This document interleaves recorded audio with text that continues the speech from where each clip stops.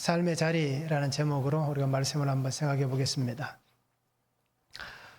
어느 동네에 큰 불이 납니다. 그래서 그 불이 어떤 큰 부잣집에서 난 불입니다.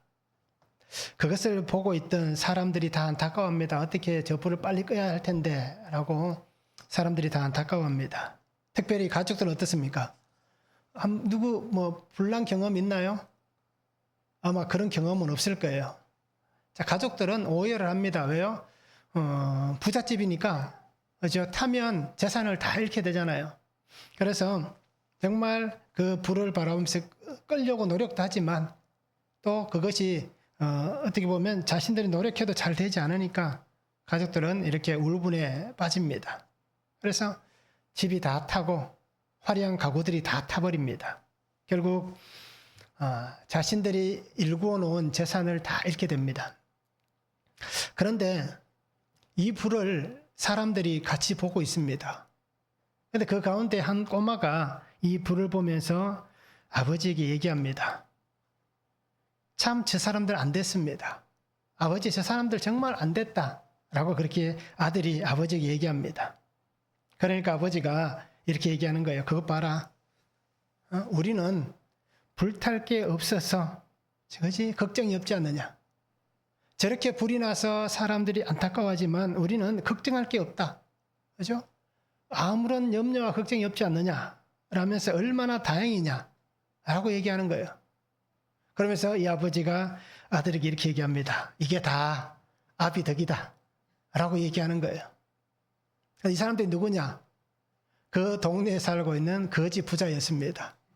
그러니까 거지 아들이 아버지에게 정말 안 됐다라고 얘기하고 아버지는 자식에게 우리는 불탈 게 없으니까 걱정할 게 없으니까 얼마나 좋으냐. 이게 다 아비 덕이다. 라고 얘기하는 거예요. 자, 우리는 어떻습니까? 내 덕이다 라고 얘기할 수 있는 게 있나요? 남편은 아내에게, 아내는 남편에게 이게 다 내 덕이다. 당신 오늘날 이렇게 그래도 숨 쉬고 사는 것, 그죠? 따뜻한 집에 사는 것, 먹고 사는데 별 문제 없는 것, 이게 다 내 덕이다. 라고 얘기할 수 있습니까? 아마 그렇게 얘기하실 분도 있을 거예요. 그러나 어떻습니까? 대부분 그렇지는 못할 거예요. 근데 여기에서 하고 싶은 얘기는 바로 그겁니다. 무언가를 순식간에, 그죠? 아무리 우리가 오랜 시간을 들여서 쌓아놓아도 몰락은 순식간에 일어난다는 겁니다. 그렇잖아요. 평생을 땀 흘리고 수고하고 애써서 일구어 놓은 일들도 한순간에 다 무너지는 겁니다. 오늘 재산뿐 아니라 우리가 사회적으로 사람들의 삶도 그렇잖아요. 특히 이렇게 정치하시는 분들도 그렇고 어떤 위치에서 있는 사람들 보면 자신들이 했던 하나의 작은 실수 때문에 결국 그 삶이 무너지는 것을 볼 수 있잖아요. 그래서 결국 어떤 일이 벌어집니까? 그걸 또 견디고 이겨내는 사람이 있는가 하면 또 그것을 견디지 못하니까 스스로가 자기의 생명을 끊는 사람들도 있습니다. 그러면 그것 또한 어리석은 일 아니겠습니까? 그리고 우리가 오늘 삶의 목표를 정말 내가 어디에 두고 있는가? 이제 나는 나이가 이만큼 되었으니까 이제 더 이상 삶의 목표는 없다. 라고 얘기하실 수도 있을 거예요. 그런데 오늘 우리가 둬야 될 삶의 목표는 나이가 있든 없든 건강하든 건강하지 않든 우리에게는 다 삶의 목표가 있어야 됩니다. 그 목표가 뭐겠습니까? 오늘 내게 주실 하나님의 나라, 내가 가야 할 하나님의 은혜, 내가 누려야 될 하나님의 생명, 이것에 오늘 우리의 목표를 두고 사는 삶이 돼야 됩니다. 그래서 나의 목표는 이 땅이 아니다. 그죠? 하나님께서 내게 주실 하나님의 은혜 자리, 생명의 자리, 궁극적으로 얘기하면 천국이 나의 목표다. 라고 여기며 살아가는 삶이 되면 좋겠습니다. 그래서 하나님께서 내게 주실 소망을 기대하시기 바랍니다. 그래서 다 내 덕이다. 라고 얘기하면서 봐라. 우리가 이렇게 사는 것, 그리고 이렇게 뭐 흥청망청 살다가 그냥 이렇게 즐겁게 살다가 죽는 것, 이게 다 내 덕이다 라고 얘기하는 게 아니라, 그래도 예수 믿었기 때문에, 예수님을 알았기 때문에, 그죠? 이 가정에, 우리 집안에 예수님이 이렇게 함께 계시는 것, 이것이 다 내 덕이다가 아니라 이것이 다 하나님의 덕이다. 하나님이 우리를 택하셨기 때문에 우리에게 이런 은혜가 있다 라고 고백하며 그렇게 우리가 살았으면 좋겠습니다. 그래서 믿음 안에서 우리의 소망을 하나님의 나라에 두고 사는 삶이 되면 좋겠습니다. 오늘 말씀을 한번 보시기 바랍니다. 바사 왕 아하수에로라고 얘기합니다. 왕이 올라간 지 3년 만에 180일 동안 잔치를 베풉니다. 모든 사람을 다 불러 모읍니다. 그래서 뭐 지방관들, 신하들, 뭐 군, 어떻게 보면 127도를 다스렸다라고 얘기하니까요, 엄청나게 많은 고위직들이 있을 거예요. 그 수많은 사람들을 다 수상궁에 불러 모아서 그렇게 6개월 동안 잔치를 합니다. 그리고 6개월의 잔치가 끝난 다음에 다시 7일 동안 수상궁에 살고 있는 백성들을 위해서 또 7일간 잔치를 엽니다. 그리고는 그 잔치에 왕후 와스디를 초대합니다. 그런데 왕후는 어떻게 합니까? 왕의 초대에 응하지 않습니다. 자, 오늘 말씀입니다. 자, 우리가 살아가는 성도의 삶의 자리는 어때야 되겠습니까? 첫 번째는 말씀으로 자신의 경계를 지킬 수 있는 삶의 자리가 되어야 됩니다. 1절에서 4절입니다. 이 일은 아하수에로 왕 때에 있었던 일이니 아하수에로는 인도로부터 구스까지 127지방을 다스리는 왕이라. 당시 아하수에로 왕이 수상궁에서 즉위하고 왕위에 있은 지 제3년에 그의 모든 지방관과 신하들을 위하여 잔치를 베푸니 바사와 메대의 장수와 각 지방의 귀족과 지방관들이 다 왕 앞에 있는지라. 왕이 여러 날 곧 180일 동안에 그의 영화로운 나라의 부함과 위엄의 형력함을 나타내니라 말씀합니다. 자, 에스더라는 이놈은 페르시아 언어입니다. 바사 언어입니다. 그래서 별이라는 뜻을 가지고 있습니다. 원래 이름은 뭡니까? 히브리 이름은 하다사라고 얘기합니다. 그래서 뭐 여러 가지 뜻이 나오는데요. 보니까 고추나물이라는 뜻도 있고요. 그 어떤 소나무라는 뜻도 있습니다. 그래서 이 하다사라는 히브리 이름을 가지고 있었지만 에스더라는 이름을 가지게 됩니다. 그래서 오늘 우리가 알듯이 이 에스더는 포로민입니다. 그래서 1차 포로 귀환이 일어난 다음부터 해서 2차 포로 귀환이 있기 전 그 시대를 살았던 인물입니다. 자, 그리고 이 아하수에로 왕은 어떤 사람입니까? 우리가 아마 영화 300이라는 영화를 보신 분 있을 거예요. 그 300이라는 영화에 등장하는 왕이 크세레크세스입니다. 바로 그 사람이 이 사람입니다. 그래서 헬라와 전쟁을 했지만 전쟁이 집니다. 그래서 이 아하수에로 왕은 페르시아의 4대 왕입니다. 고레스가 첫 번째 왕이고요. 우리가 잘 알고 있는 다리오라는 사람이 이 아하수에로의 왕임 아버지입니다. 그리고 아하수에로 다음으로 왕이 되는 사람이 아닥사스다입니다. 그래서 이 에스더스는 특별히 어떻습니까? 이 아하수에로 왕이 즉위한 지 3년부터 그가 12년 사이, 그러니까 거의 한 10년 동안 있었던 기록이다라고 보시면 될 거예요. 그래서 이 아하수에로 왕은 BC 485년에 왕이 됩니다.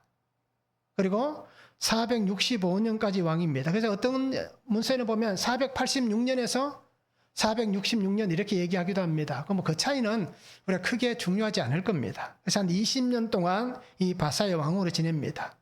그리고 마지막에는 어떻습니까? 암살을 당합니다.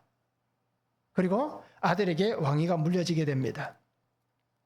자, 오늘 성경에 나오는 이 모습 우리가 한번 보시기 바랍니다. 왕위에 있은 지 3년째 되었다라고 얘기합니다. 그래서 우리가 알듯이 애굽 지역을 이 아하수에로가 점령을 합니다. 그래서 이집트의 많은 지역들을 점령합니다. 그리고 시간이 지나간 거예요. 그리고 180일 동안 거대한 잔치를 베푸는데 모든 지방관들, 신하들, 귀족들, 장수들 다 불러 모읍니다. 그러면서 이 사람이 이렇게 보여지는 이유가 있습니다. 애굽이라는 나라를 그 일대를 어느 정도 정복을 합니다. 그러니까 중동의 모든 지역들을 다 다스리게 되는 거예요. 자, 그리고 나서 이 왕이 이 헬라 지역, 그리스 지역을 점령하기 위해서 4년 동안 준비를 합니다. 그래서 학자들의 얘기는 아마 지금 180일 동안 이 잔치를 베푼 그 기간이 시대적으로 연도별로 보면 아마 헬라를 정복하기 전, 출정하기 전 4년의 그 기간 중 어느 한 시점이 아닌가라고 그렇게 해석을 합니다. 그래서 어떻든 오늘 성경에 나와 있는 말씀들을 보면 왕은 어떻게 합니까? 180일 동안 잔치를 하는데 나라의 부황, 그리고 형력함, 그러니까 자신들이 이 바사, 페르시아라는 나라를 통해서 이 세계 127도의 지방을 다스린다. 그러니까 우리로 얘기하면 뭐 그렇게 생각하시면 좋을 거예요. 경상도, 전라도, 충청도 이러한 도가 그죠? 127개가 있다는 얘기입니다. 그러면 그 땅이 우리가 그냥 생각하면 중동에 다 모든 지역이다라고 생각하면 되는데 얼마나 큰지 이해가 안 되잖아요.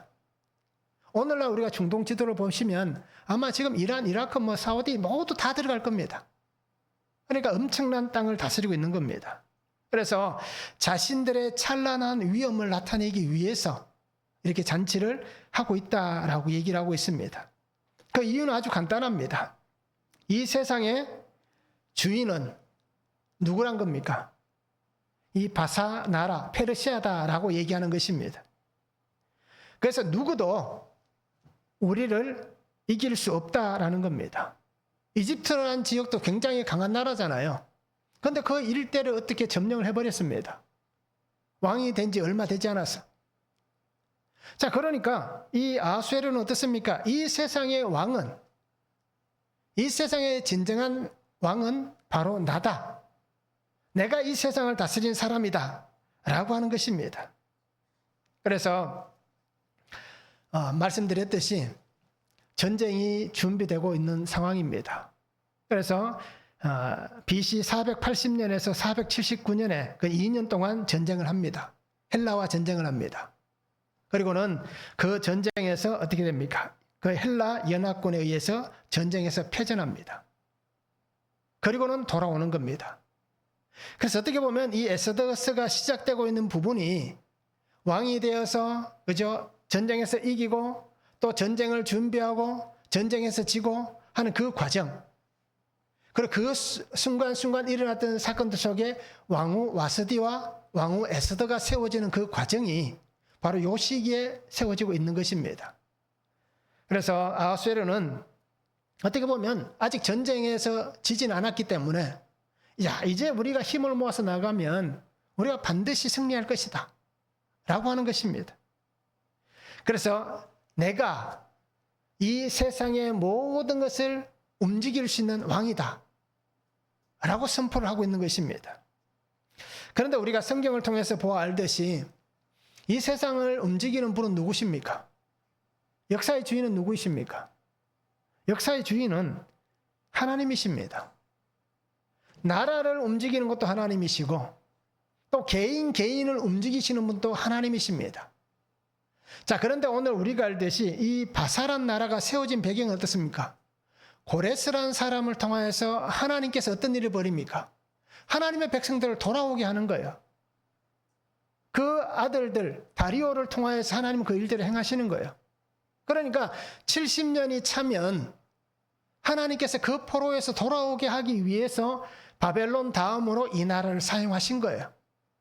그러니까 결국 어떻습니까? 이 나라도 하나님께서 다스리시는 하나님의 그 시간 속에 있는 겁니다. 하나님이 사용하시는 하나님의 사람들입니다. 그런데 아하수에로는 내가 이 모든 시간의 주인이다라고 여기는 겁니다. 하나님은 누구를 위해서 역사를 이루어 가십니까? 세상의 모든 사람을 위해서 하나님이 역사를 이루어 가신다라고 우리가 말을 할 수도 있지만, 그럼 우리가 신앙 안에서 보면 하나님의 역사는 하나님의 택한 사람을 위해서 이루어가는 겁니다. 하나님의 택한 민족을 위해서 하나님은 역사를 이루어 가시는 겁니다.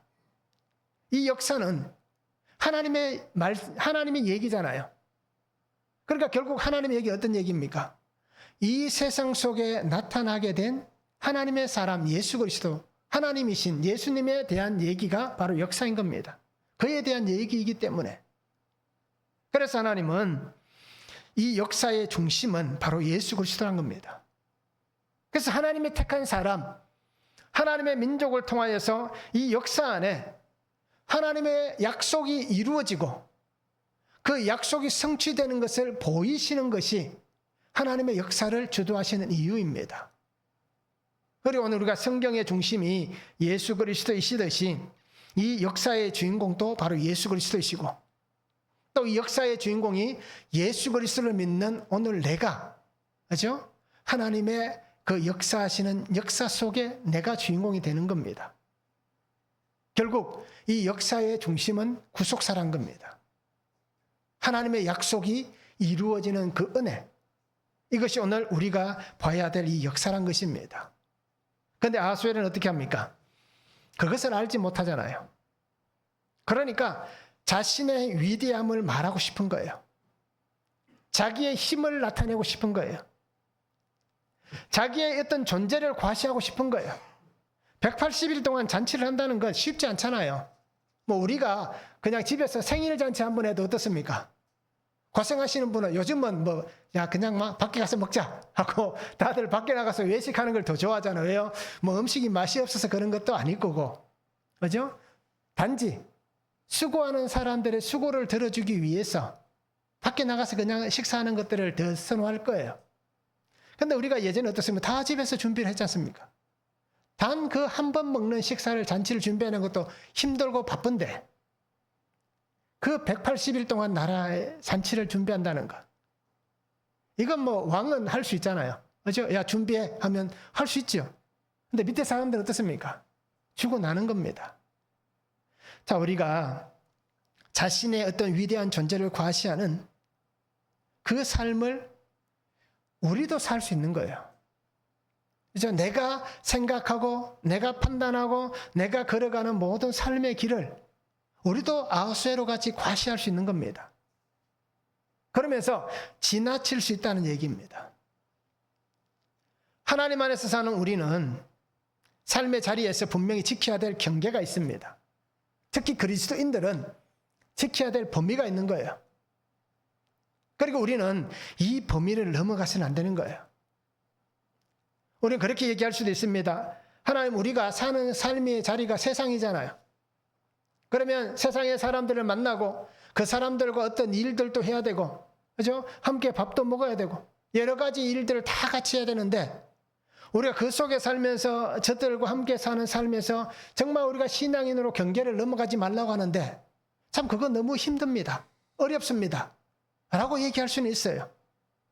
그렇지만 어떻습니까? 그 사람들이 나를 살려주는 건 아니잖아요. 그 사람들이 나를 도와주는 것 아니잖아요. 오늘 큐티 말씀 그 간증문 한번 보시기 바랍니다. 그죠? 정직하게 행하니까 하나님께서 주신 은혜를 깨닫게 되는 거예요. 불법과 관행과 여러 가지 원래 그렇게 하는데 라고 하는 것을 끊고 정직하게 자기가 그리스도인으로서 사는 모습을 오늘 큐티 말씀 그 간증에 나와 있습니다. 그리고 오늘 우리 성도님들이 정말 말씀을 넘어서 세상으로 가지 않기를 바랍니다. 오히려 그들은 우리가 하나님의 말씀 안에서 그리스도인으로서 지켜야 될 경계를 얼마나 잘 지키는가 보고 있다는 겁니다. 말하지 않더라도 분명히 그들은 그것을 지켜보고 있고 그것을 통해서 우리를 평가할 겁니다. 그러기에 오늘 우리가 정말 하나님이 내게 정해주신 어떤 경계색이 있습니다. 어떤 지계표가 있는 거예요. 눈에 보이지 않는 하나님의 울타리가 나를 두르고 있을 거예요. 우리는 하나님이 정하신 이 한계를 넘어가지 않기를 바랍니다. 삶의 이 경계를 넘어가는 이유는 다른 게 없습니다. 저도 그렇게 넘어다닌 이유가 곰곰이 생각해 보니까 다른 게 없는 거예요. 그냥 삶의 만족을 위해서 내가 갖고 싶은 탐심 때문에, 욕심 때문에 그 경계를 넘어가는 겁니다. 저도 그랬다는 겁니다. 그러기에 우리는 나의 만족과 나의 욕심만 절제시켜도, 그렇죠? 그 경계를 넘어가지 않을 거예요. 그리고 오늘 우리가 주의 말씀 안에서 정말 성도로서 내가 살아가는 삶의 자리를 잘 지켜낼 수 있는 그러한 성도가 되면 참 좋겠습니다. 한번 적용해 보시기 바랍니다. 내가 보여주고 싶은 것은 무엇이 있습니까? 아수에로 왕같이 정말 내가 어떤 나를 과시할 만한 보이고 싶은 게 뭐가 있습니까? 정말 내가 가지고 있고 누리게 된 것, 이것을 통해서 세상 사람들에게 과시할 만한 이러한 잔치를 벌이고 있지는 않습니까? 한번 적용해 보시기 바랍니다. 그렇죠? 내가 누리고 있고 내가 가지고 있는 것들을 과시하면서 사람들에게 보여주고 싶어서, 그렇죠? 그렇게 내가 살고 있지는 않는지 적용해 보시면 좋겠습니다. 성도의 삶을 살아가면서 내가 지켜야 될 경계는 무엇입니까? 말씀 안에서 내가 지켜야 될, 그렇죠? 정말 내가 그 경계를 잘 지키고 있는지, 아니면 매일매일 지키려고 노력은 하는데 오늘 또 집에서 저녁 때쯤 내가 잠자기 전에 한번 생각해 보면 오늘 또 못 지켰네 라고 하는 것들이 무엇이 있는지 우리가 한번 적용해 보시면 좋겠습니다. 자, 두 번째는 세상의 화려함이 아닌 말씀 앞에 있어야 됩니다. 5절에서 8절입니다. 이날이 지나매 왕이 또 도성 수산에 있는 귀천간의 백성을 위하여 왕궁 후원뜰에서 7일 동안 잔치를 베풀세 백색, 녹색, 청색 휘장을 자색 가는 배줄로 대리석 기둥 엉고리에 메고 금과 은으로 만든 걸상을 화반석, 백석, 운모석, 흑석을 깐 땅에 진설하고 금잔으로 마시게 하니 잔의 모양이 각기 다르고 왕이 풍부하였으므로 어주가 한이 없으며 마시는 것도 법도가 있어 사람을 억지로 하지 않게 하니 이는 왕이 모든 국내 관리에게 명령하여 각 사람이 마음대로 하게 함이더라 라고 말씀합니다. 자, 180일이 지났습니다. 자, 그리고 수상궁의 백성들을 위해서 귀천간의 백성, 그러니까 귀족부터 평민까지, 노비까지 포함할 수 있을 거예요. 그 모든 백성들을 위해서 또 7일간 잔치를 베풉니다. 그래서 이 7일간의 잔치는 어떤 의미인지는 잘 모르겠습니다. 위로할 수도 있고, 백성들을 위로할 수도 있고요. 아니면 여러 가지 생각으로 아마 잔치를 했을 수 있을 거예요. 그런데 오늘 성경 보면 어떻습니까? 180일 동안 했을 때도 마찬가지일 거예요. 똑같이 6절에 나오는 말씀들을 보면 똑같을 거예요. 얼마나 화려했는지, 얼마나 거대했는지 알 수 있을 거예요. 그래서 자리가 정말 화려합니다. 사용되어진 가구들이라든지, 그죠? 잔이라든지 금잔이라고 얘기하잖아요. 그 많은 사람들이 금잔을 가지고 술을 마신다. 상상이나 할 수 있겠습니까? 그죠? 누가, 어떤 나라 왕이 수상궁이라고 얘기하면 수도잖아요. 그럼 이 수도의 사람이 얼마나 되겠습니까? 니느웨의 수도는 사람이 얼마나 있었다고 얘기합니까? 12만 명이라고 얘기했잖아요. 자, 그러면 이 수상궁에도 그에 못지않은 사람이 있을 수 있다는 얘기입니다. 이 수많은 사람들이 금잔을 가지고 술을 마셨다. 다는 아니겠지만, 그죠? 그렇다 할지라도 얼마나 화려했나라는 것입니다. 자, 왕이 초대해서 접대하는 것은 어떻습니까? 왕만 좋은 것을 먹는 게 아닙니다. 그 자리에 참여한 모든 사람들이 왕과 같은 똑같은 즐거움을 누리게 하는 겁니다. 왕과 같이 똑같은 만찬을 즐기게 하는 것입니다. 그러니까 누구도 흉내내지 못하는 거예요. 그래서 오늘 성경에 보면 말씀하지 않습니까? 그 잔치를 베풀었을 때 그 나라의 형력함, 그죠? 위엄의 형력함을 나타냈다 라고 얘기하는 겁니다. 자, 그러면서 술 마시는 법도가 있다라고 얘기합니다. 자, 왜냐하면 주석에 보니까 이렇게 얘기하더라고요. 페르시아 사람들은 어떤 습관을 갖고 있냐면 술잔을 비우는데 이 술잔을 요즘 그렇게 얘기하더라고요. 꺾어 마신다라는 표현을 많이 쓰더라고요, 사람들이. 그죠? 술잔을 한 잔에 다 마시는 게 아니라 나누어 먹는 그런 의미로 그렇게 표현하더라고요. 그런데 이 페르시아인들의 그러한 술 먹는 버릇이 뭐냐면 그 술잔 한 잔을 들면 우리 옛날에 어르신들 많이 얘기했던 원샷입니다. 완전히 술잔을 다 비우는 거예요. 자, 그런데 문제가 뭐냐면 페르시아인들이 술을 먹는 습관이 뭐냐면 술잔의 크기입니다. 그래서 왕이 어떻게 얘기합니까? 그가 원하는 대로 각 사람의 마음대로 하게 했다라는 것은 이 술잔의 크기를 얘기하는 거예요. 그래서 누군가는 술잔을 작은 소주잔에 먹는 사람도 있고, 누군가는 큰 그릇에 먹는 사람이 있고, 누군가는 한 잔인데 도자기 같은 큰 잔에 먹는 사람이 있는 겁니다. 그래서 주석가들이 이렇게 해석을 하더라고요. 이 술 한 잔을 통해서 기절하는 사람이 있다라고 그렇게 해석을 했더라고요. 그러니까 뭐 어마무시하잖아요. 그래서 이 법도를 각 사람의 마음대로 정했다라고 얘기하는 것은 왕이 누군가도 그 사람이 술 먹는 것에 대해서 이렇다 저렇다 말하지 말란 얘기입니다. 왜? 너는 그렇게 작은 잔에 먹느냐? 나는 이렇게 큰 잔에 먹는데 너도 이 큰 잔에 먹어야 된다 라고 얘기하지 말란 얘기예요. 그래서 그것을 법도로 정했다라고 얘기하는 거예요. 자, 그러니까 얼마나 사람들이 어떻습니까? 뭐 그 습관이 사람을 망치는지 우리가 볼 수 있는 겁니다. 자, 근데 중요한 게 뭐겠습니까? 그 화려함, 그 풍성함, 또 그 만족, 이것을 통해서 사람의 마음을 빼앗아가는 겁니다. 사람의 그러한 삶의 자리를 유혹하는 겁니다. 그러기에 오늘 이 삶의 자리에서 바라보는 것이 그 백성들이 바라볼 때 어떻게 했습니까? 왕의 그 화려함과 그 사치스러움을 보는 거예요. 그러니 사람들은 그것을 동경할 수밖에 없는 겁니다. 한번 즐겨본 그 모습들, 한번 경험해 봤던 그러한 어떤 삶의 순간들, 그것을 잊지 못하고 동경을 하는 겁니다.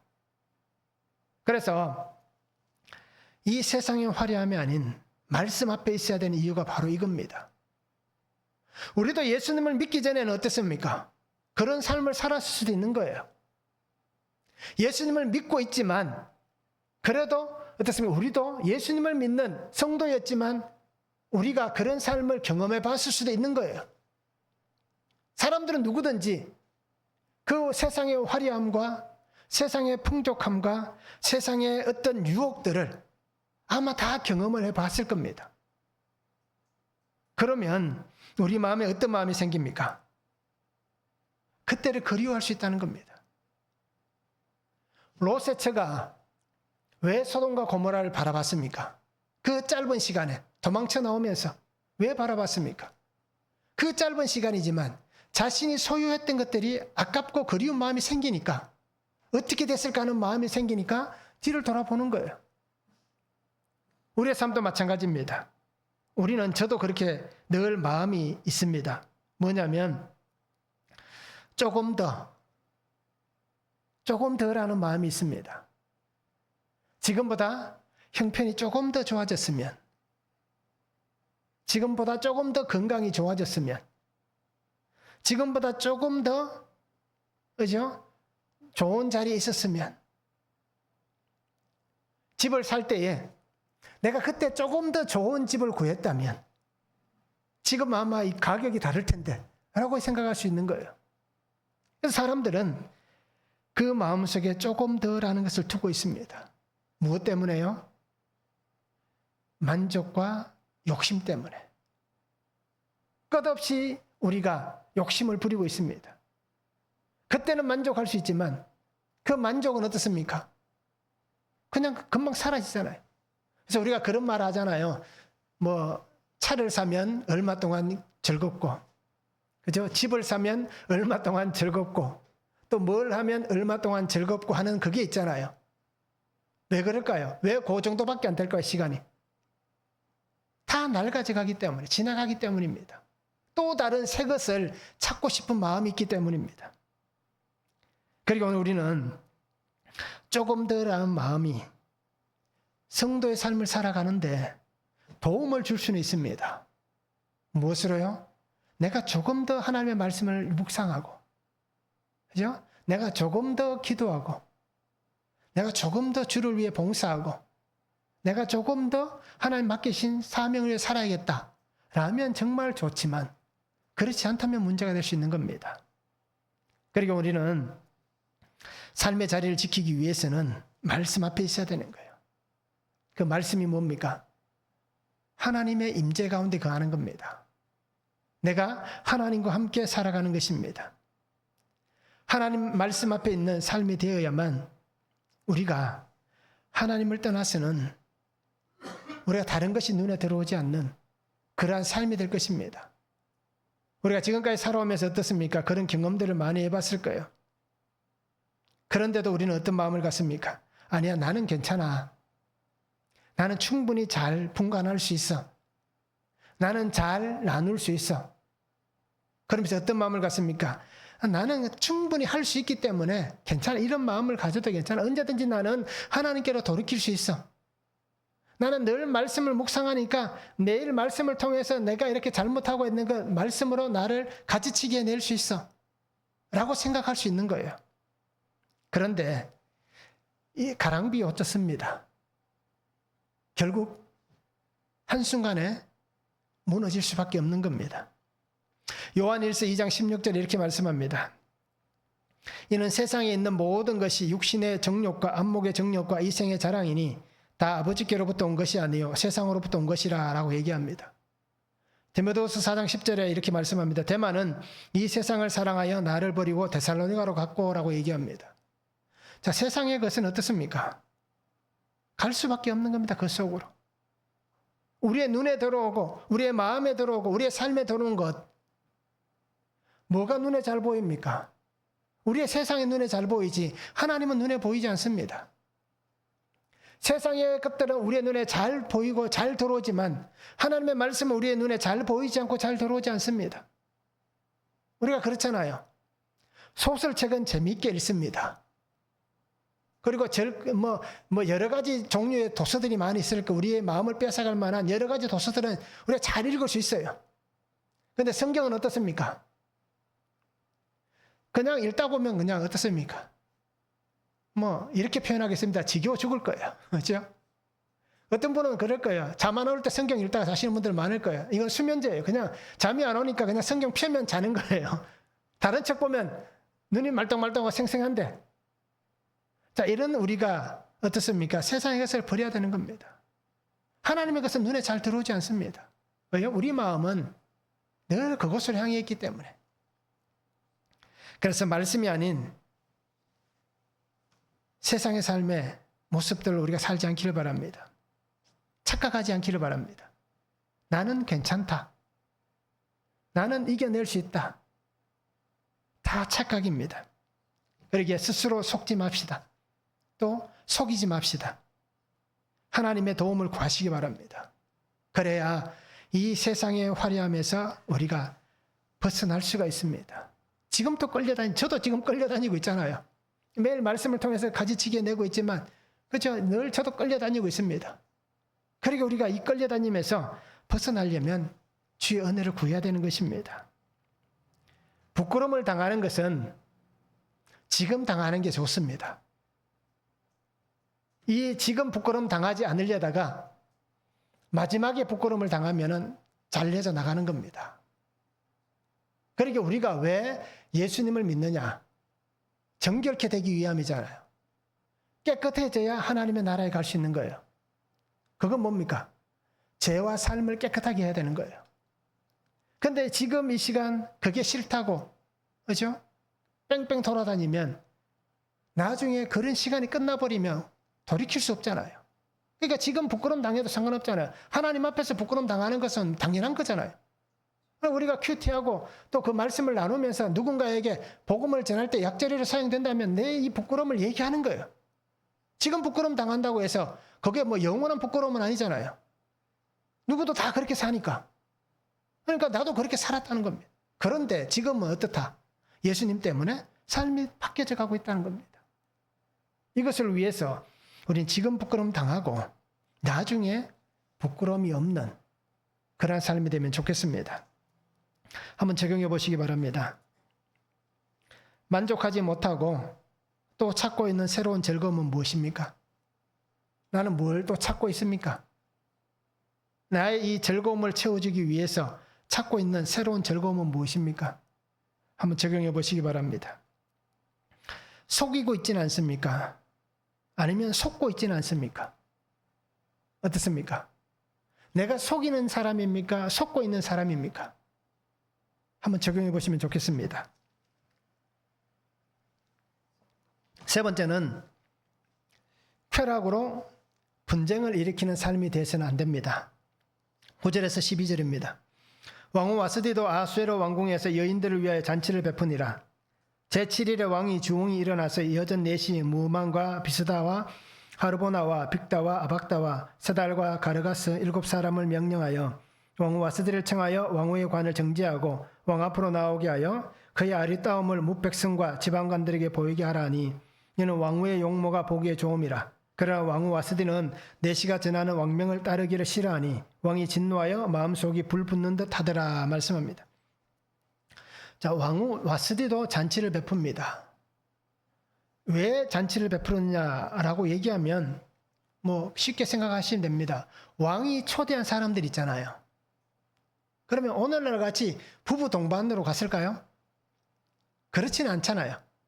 왕이 초대한 사람들은 남자들입니다. 그러니까 180일 동안 잔치할 때도 남자들만 그곳에 참여하는 겁니다. 그리고 수상궁에서 7일 동안 잔치할 때도 남자들만 참여하는 거예요. 그러니까 왕후 와스디가 어떻게 합니까?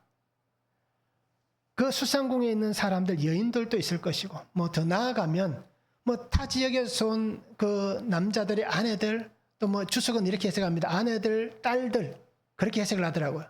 그래서 그 여인들이 그곳에 오니까 그들을 위해서 왕후가 그들을 위해서 잔치를 베풀었다라고 그렇게 해석을 하고 있습니다. 자, 그런데 중요한 게 뭐겠습니까? 문제가 생기는 겁니다. 어떤 문제입니까? 오늘 성경에 보면 7일 되었을 때 얘기입니다. 그러니까 7일이 됐다는 건 왕의 잔치가 거의 이제 무르익고 파장하기 직전입니다. 그러면 이미 사람들은 어떻습니까? 뭐 이런 단어를 많이 썼잖아요. 예전에 고주망태라는 말을 많이 썼잖아요. 전부 다 막 이 사람이 내가 사람이고 저 사람이 사람인지 구분이 안 갈 정도로 아마 걸어다니는 사람보다 누워있는 사람이 더 많을 거예요. 그러니까 7일에 왕이 주홍이 일어나서라고 얘기합니다. 그러니까 이미 뭐 필름이 다 끊어진 상태예요. 그러니까 왕이 어떻게 합니까? 왕후 와스디를 부르는 거예요. 근데 여기에서 해석하는 해석들이 두 가지가 있습니다. 하나는 오늘 성경에 나와 있는 것을 기초로 해서 정말 왕이 왕후 와스디의 어떤 아름다움을 백성들에게 보여주기 위해서 그렇게 정말 왕비로서의 어떤 모든 것을 갖추고 그렇게 불렀다라고 해석하는 것이 정통적인 해석이고요. 또 어떤 해석이 하나 있냐면 왕이 왕비를 그 사람들에게 보여주고 싶은데 그죠? 어떻게 참여하느냐라는 겁니다. 그래서 주석가들의 해석을 보면 이런 해석이 있는 거예요. 사람들이 왕비를 보고 싶어 하는 거예요. 그러니까 왕이 왕비를 부를 때에 이건 어떤 사가적인 해석입니다. 여인을 부르면서 그 왕비가 사람들 앞에 나올 때에 나체의 몸으로 나오게 하는 겁니다. 그것이 어떤 그런 모임의 어떤 룰은 아닌데 그런 것들이 있었다라고 해석을 하더라고요. 그러니까 정통적인 해석은 왕비의 모든 것들을 다 갖추고 그 모습으로 정말 왕후의 모습을 가지고 나오게 하는 겁니다. 그런데 오늘 성경이 어떻게 얘기합니까? 왕후는 그것을 싫어했다라고 얘기합니다. 가장 큰 이유를 이렇게 해석합니다. 술 취한 사람들 앞에서 자신을 보이는 것은 내가 왕비인데, 그죠? 나의 체면이 손상되었다라는 겁니다. 그러니까 그 자리에 나오지 않는 거예요. 나도 왕비로서의 어떤 위엄이 있는데, 그러니까 왕후로서의 위엄을 지키기 위해서 그 자리에 나오지 않는 것은 정당한 행동이다 라고 해석을 합니다. 그렇지만 왕의 명령을 거절한 어떤 지혜롭지 못한 행동이었다 라고 해석을 하고 있습니다. 그래서 나중에 어떤 이 왕비를 폐위하게 되잖아요. 주석가들은 이렇게 해석합니다. 왜 그러면 그 사건으로 왕비를 폐위시키느냐? 그 자리에 모였던 사람들이 누구의 눈치를 보느냐? 왕의 눈치를 보았다는 겁니다. 그래서 왕의 어떤 그 마음이 상한 눈치를 보면서 어떻습니까? 충원을 하는 게 아니라 왕의 마음을 풀고 또 다른 앞에서 말씀드렸듯이 또 다른 즐거움을 주기 위해서 그죠? 왕비를 폐위시키고 다른 사람을 맞이하는 게 어떻겠습니까? 라고 한 것을 얘기하는 겁니다. 그러니까 왕이 그 마음을 좋게 여겼다라고 얘기하는 겁니다. 자, 이렇듯 문제는 어떻습니까? 오늘 성경에는 술로 인해서 생겨나는 겁니다. 쾌락은 문제를 일으킬 수 있는 겁니다. 쾌락은 어떻게 보면 상대방을 또 본인을 어떻게 보면 파괴시킬 수 있는 그러한 문제성을 가지고 있습니다. 기분이 좋을 때는, 그죠? 서로 간에 좋을 때는 아무 문제가 되지 않겠지만, 그러나 그 일로 인해서 말들이 오고 가다 보면 다툼이 일어날 수도 있고 분쟁이 일어날 수도 있잖아요. 그러면 그 속에서 문제를 일으키게 되는 겁니다. 디모데후서 3장 4절에 바울은 이렇게 얘기합니다. 배신하며 적곱하며 자만하며 쾌락을 사랑하기를 하나님 사랑하는 것보다 더하며 라고 얘기합니다. 마지막 때에 일어날 일들에 대해서 바울이 얘기하는 장면 중에 한 가지입니다. 자, 여기에서 보면 뭡니까? 쾌락을 얘기하는 겁니다. 쾌락은 하나님보다 더 사랑하게 된다는 겁니다. 하나님보다 더 사랑하게 되는 것을 말하고 있는 겁니다. 어떤 쾌락입니까? 내가 찾고 있는, 내가 즐기고 싶은, 내가 만족하고 싶은 또 다른 것입니다. 그래서 이 쾌락을 우리가 여러 가지 범주 안에 볼 수 있는 것이 뭐가 있겠습니까? 정말 즐겁게 떠들고 노는 쾌락만 들어가는 게 아니라 누군가에게는 이 쾌락이 돈이 될 수 있습니다. 그렇잖아요. 누군가에게는 이 쾌락이 건강이 될 수 있는 거예요. 누군가는 정말 쾌락이 오늘 성경에 나와 있듯이 술이 될 수 있고요. 또 누군가에게는 이 쾌락이 마약이 될 수도 있는 겁니다. 그러니까 오늘 우리에게도 이 쾌락의 범주가 그냥 즐기고 즐겁게 하는 것, 이것만 쾌락이 아니라 내가 하나님보다 더 사랑하는 것들은 쾌락이 될 수 있는 겁니다. 결국 그렇다면 이 쾌락은 어떻습니까? 건강한 삶을 파괴시키는 거예요. 아수에로와 와스디의 가정은 어떻게 보면 그저 건강한 가정이라고 볼 수 있잖아요. 그런데 이 쾌락 때문에 결국 그 건강한 삶을 파괴시킨 거예요. 또 이 쾌락은 신앙을 파괴시키는 겁니다. 하나님의 백성으로서 내가 거룩한 삶을 살아야 되는데, 그죠? 내가 좋아하는 그 쾌락 때문에 우리의 신앙을 파괴시킬 수도 있는 겁니다. 쾌락 때문에 내가 살아가야 될 삶의 방향을 잃어버릴 수도 있는 거예요. 내가 쫓아가야 될 삶의 내일, 소망이 사라질 수 있는 거예요. 한순간의 실수가, 그죠? 모든 것을 다 잃어버리잖아요. 우리는 뉴스를 통해서 그런 일을 너무 많이 보잖아요. 한순간에 절제하지 못했던 그 쾌락, 결국 정말 즐거움, 내가 하고 싶었던 것, 그것들 때문에 한순간에 몰락하는 일들을 얼마나 많이 봅니까? 이것이 오늘 그리스도인들도 마찬가지입니다. 목회자들도 마찬가지고요. 한순간에 무너지는 목사들도 얼마나 많습니까? 그리고 우리 성도님들이 하나님보다 더 사랑하는 것은 쾌락입니다. 바울도 얘기하듯이 이것은 죄가 되는 것입니다. 그리고 오늘 우리는 그렇다고 해서 즐거움과 기쁨과 행복함을 정말 터부시 여기고 나는 행복해서는 안 된다, 나는 즐거워서는 안 된다, 나는 웃어서도 안 된다 라고 얘기하는 게 절대 아닙니다. 지나치니까 라고 얘기하는 겁니다. 지나가니까. 그래서 우리는 우리의 삶에서 이 쾌락은 나를 유혹하는 죄의 유혹입니다. 그리고 이것을 우리는 끊어내야 되는 겁니다. 로마서 13장 14절 이렇게 말씀하잖아요. 오직 주 예수 그리스도 옷 입고 정욕을 위하여 육신의 일을 도모하지 말라. 예수 그리스도를 옷 입으라. 말씀을 덧입으란 얘기예요. 하나님과 함께하란 얘기예요. 그러면 우리의 삶에 정욕을 위해서 앞에서 말씀드렸던 육신의 정욕, 이생의 자랑, 안목의 자랑, 그죠? 다 이것을 다 벗어낼 수가 있는 거예요. 그리고 우리 성도님들이 예수님 안에서 참된 기쁨을 찾으시기 바랍니다. 예수님 안에서 참된 행복을 찾으시기 바랍니다. 그것이 오늘 내가 거룩해져가는 삶의 시작입니다. 그러기 항상 우리가 즐거운, 행복하고 감사한 그러한 삶을 살았으면 좋겠습니다. 적용해 보시기 바랍니다. 내가 정말 만나기 싫고 피하고 싶은 자리가 있고 사람이 있잖아요. 나는 누구를 피하고 싶습니까? 어떤 자리를 피하고 싶습니까? 한번 적용해 보시기 바랍니다. 아니면 그죠? 요즘 또 정말 그리스도인으로서 가지 말아야 할 자리이고 만나지 말아야 할 사람인데 내가 발벗고 나서서 내가 주체가 되어서 그 자리를 만들고 그 사람을 만나고 있지는 않는지 우리가 한번 적용해 보시면 좋겠습니다. 내가 듣고 순종해야 될 하나님의 말씀은 무엇입니까? 나는 어떤 말씀을 듣고 순종해야겠습니까? 우리가 한번 적용해 보시면 좋겠습니다. 그래서 성도는 있어야 할 곳이 있습니다. 그리고 있어서는 안 될 곳이 있습니다.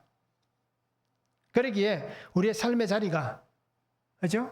성도의 삶의 환경이 정말 예수님 안에서 예수님과 함께 만들어가는 삶이 되면 좋겠습니다. 끊임없이 우리를 유혹할 겁니다.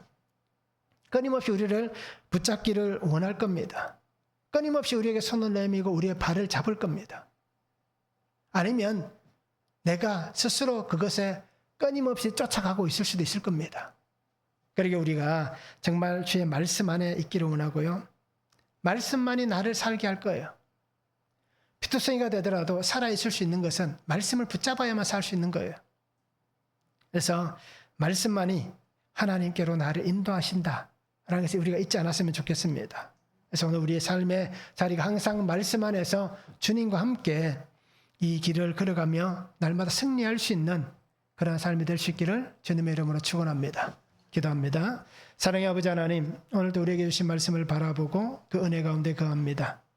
성도가 있어야 될 곳이 분명히 말씀 앞에 있는 자가 되게 하시고 하나님이 내게 허락하신 그 경계, 지계표를 넘어가지 않게 하시고 말씀만 붙잡고 믿음 안에 순종하며 갈 수 있는 삶이 되도록 은혜로 함께하여 주시옵소서. 우리를 유혹하고 우리를 넘어지게 하는 수많은 일들이 세상에서 일어납니다.